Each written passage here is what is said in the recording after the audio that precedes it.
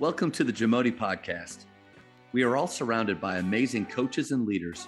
So let's get an inside look at not just what they do, but how they do what they do.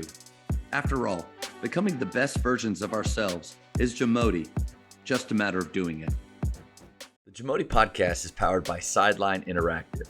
Sideline Interactive is the leading manufacturer for high-quality, innovative scoring tables and LED video display boards that help coaches and schools bring more excitement to fans, create huge fundraising opportunities, and make their jobs easier.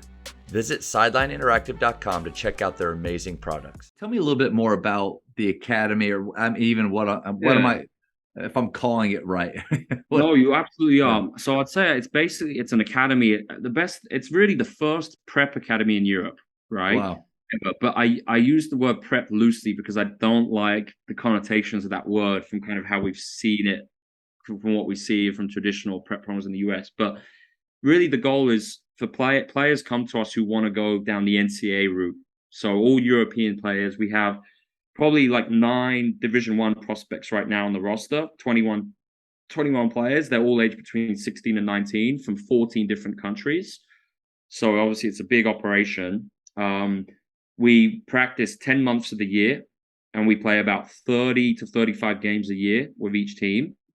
But obviously a lot of practices, which were player development first program. I was going to say the ratio of practice to games there is insane. Yeah. We have five team practices a week and 3 or 4 player development a week and 3 strength athletic development sessions. Wow. And in the summer they're resting or they're with a national team, but they won't do they can't play for another team or anything like that, right?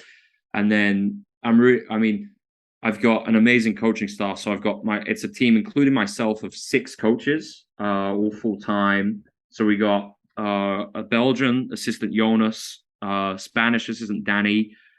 We got an Italian assistant, Giacomo, and then 2 great American coaches who are here.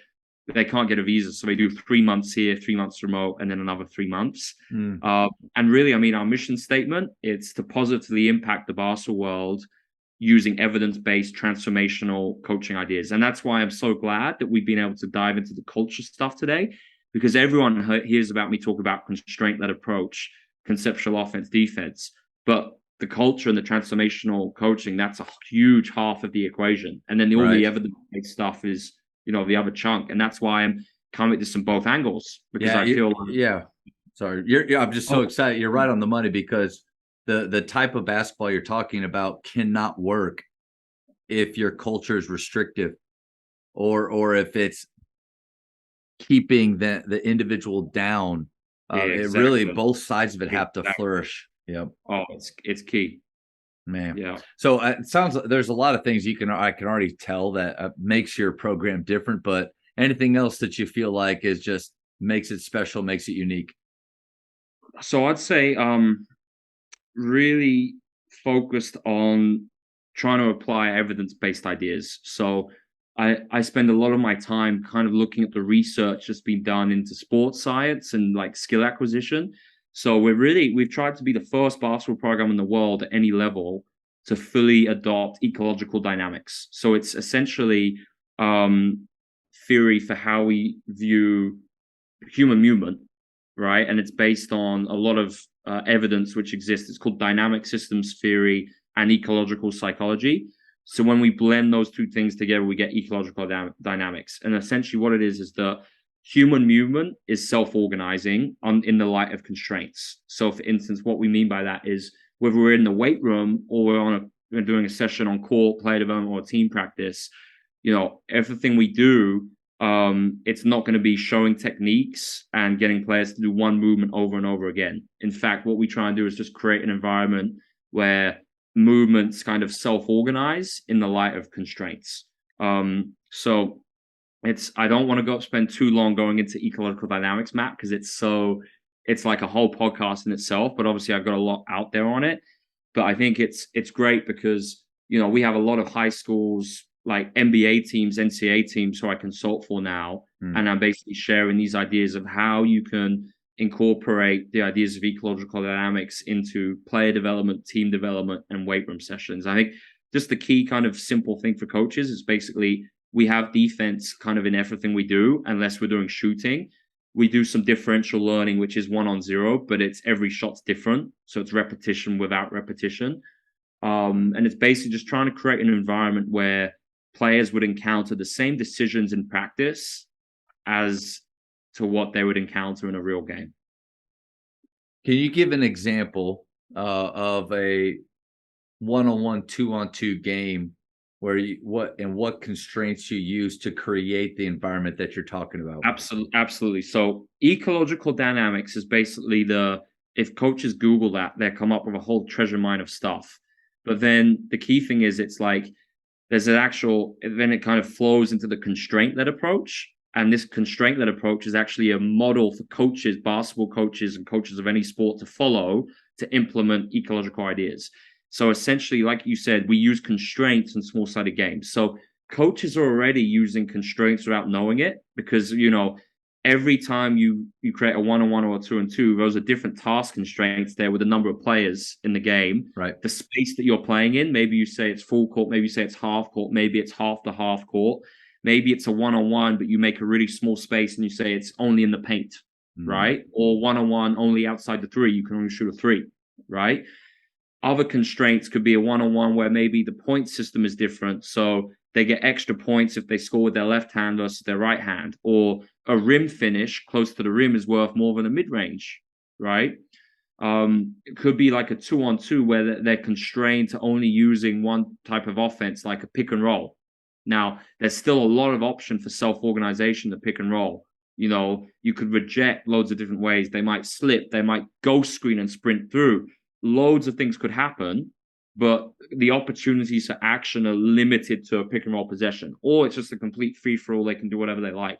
So the example is, by using the constraint-led approach, we can purposely nudge players towards some solution, not solutions, but some opportunities, and we can kind of script these encounters more than if we kind of just rolled the balls out and said, go play 2-on-2.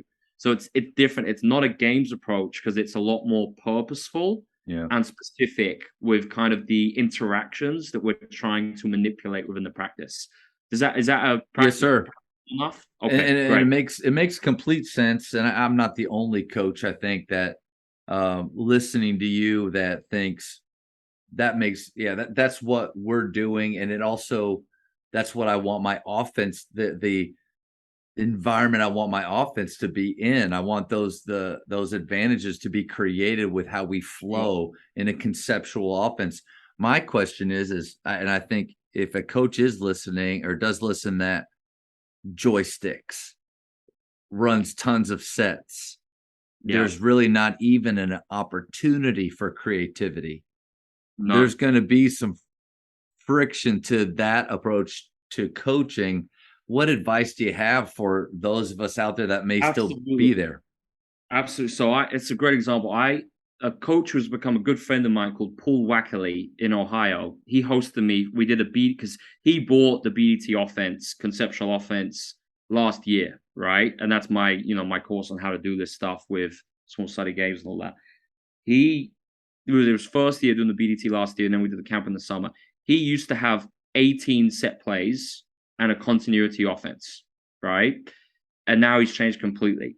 And I said, Paul, why did you change? And he's actually did a testimony on YouTube, and he said, one, it's way better, right? He's like, there's no doubt about it. It's just way better. As simple as that.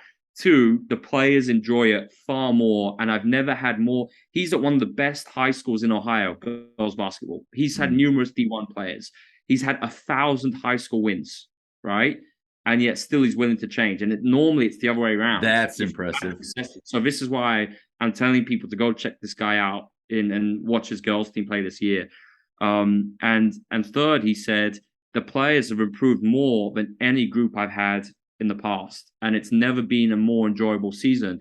Now, his talent level this last year just wasn't as good as what he had in the past. It's just been a quieter year. But now, because they're younger, he's never been more excited to see this group come through. And I think the thing is, it's just like,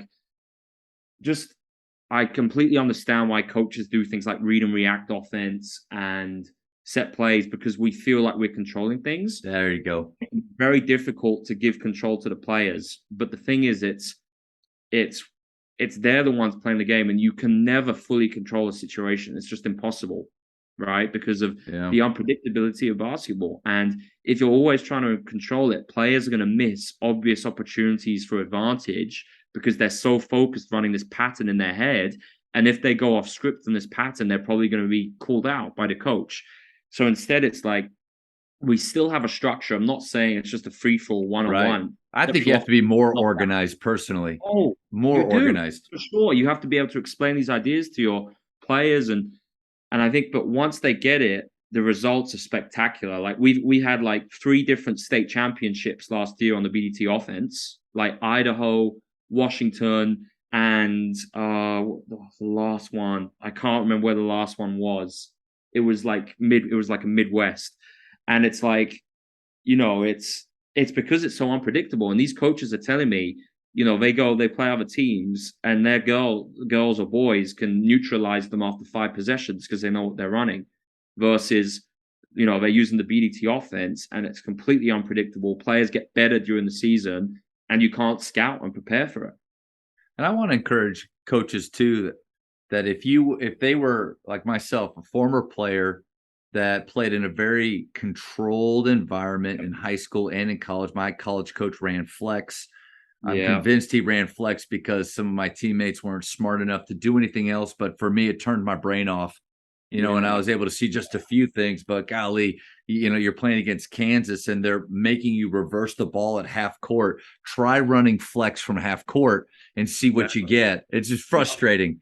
But, I'm coming from that style. But I do think coaches, even if you didn't play that way or the guys that you've worked for before, they didn't do that, you can learn it and you will see the joy. That part of your culture, I just see joy in players making plays, not running plays. There's nothing like it. No, and on this point, Matt, like we've got a bunch of free resources on Basketball Immersion, loads of blogs about conceptual offense.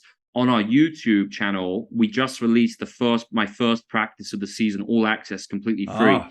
So coaches can watch that and you'll start to understand conceptual offense in that.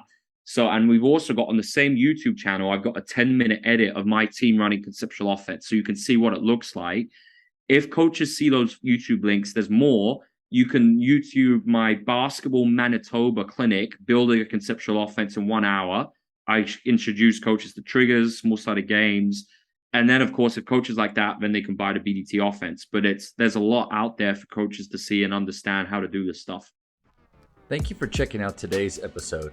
Please take a moment to subscribe to this podcast, share it with your fellow coaches, and find us on social media for what's coming up next on the JAMODI podcast. It's just a matter of doing it.